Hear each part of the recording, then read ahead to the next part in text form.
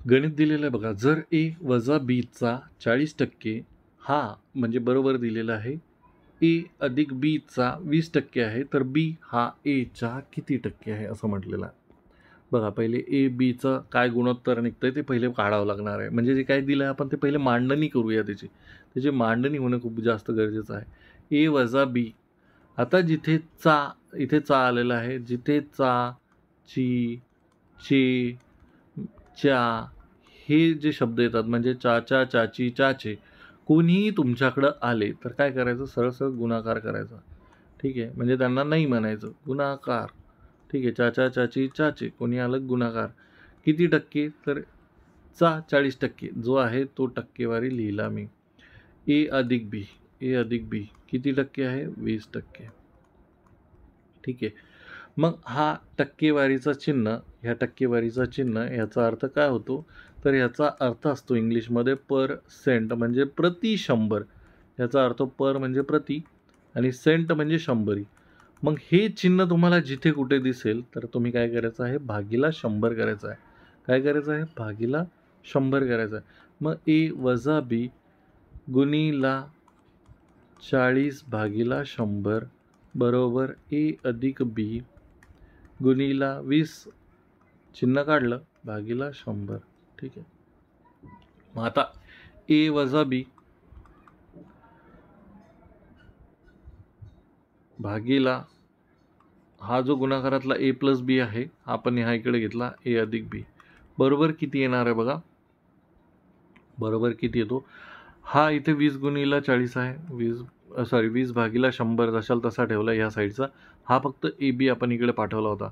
आता हा 40 इकडे काय आहे गुणाकारात आहे, तिकडे पाठवला हा भागाकारात जाईल, तिकडे पाठवला हा भागाकारात जाईल. हा 100 आहे, तिकडे पाठवला हा गुणाकारात जाईल.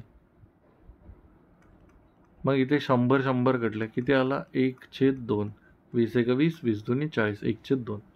ए वजा बी आणि ए अधिक बी बरोबर किती आला, 1/2.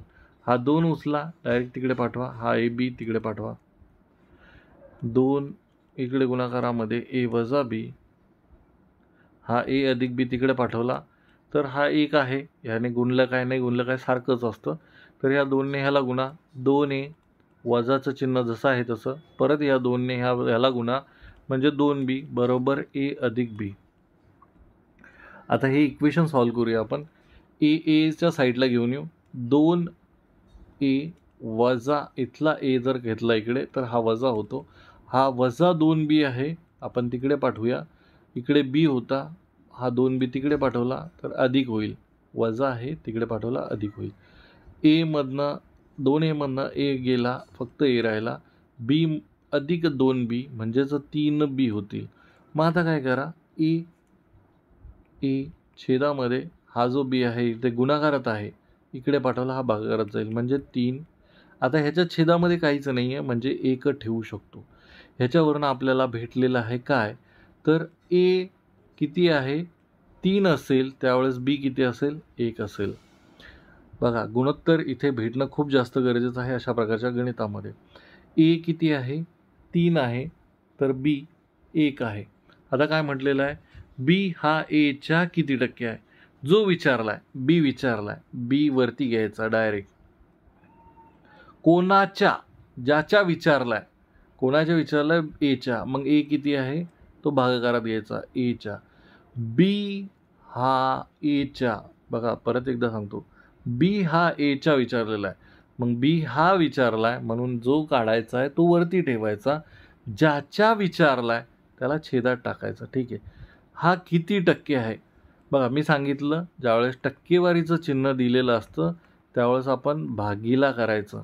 ठीक आहे, पण ज्यावेळेस चिन्ह काढायचं असतं तुम्हाला की टक्केवारी काढायची असते त्यावेळेस गुणाकार गुणीला 100 करायचं. ठीक आहे, यावेळेस चिन्ह दिलेलं असतं त्यावेळेस भागीला 100 करतो, पण चिन्ह काढायचं असेल तर आपण गुणीला 100 करायचं. किती येणार उत्तर, 100 भागीला 3 म्हणजेच किती, 33.33%. ऑप्शन क्रमांक 1 हे तुमचं उत्तर असणार आहे. जर तुमचे गणिताचे कोणतेही प्रश्न असतील, मला पाठवायचे असतील, तर आपला हा टेलिग्राम ग्रुप आहे. यावरती तुम्ही तुमचे प्रश्न मला बिनधास्त पाठवू शकता. आपण नाममात्र फीस ₹59 त्या मेंबरशिपवाले व्हिडिओज ऑफर करत आहोत. त्या व्हिडिओजमध्ये कोणते व्हिडिओज आहेत ते बघण्यासाठी हा QR कोड स्कॅन करा.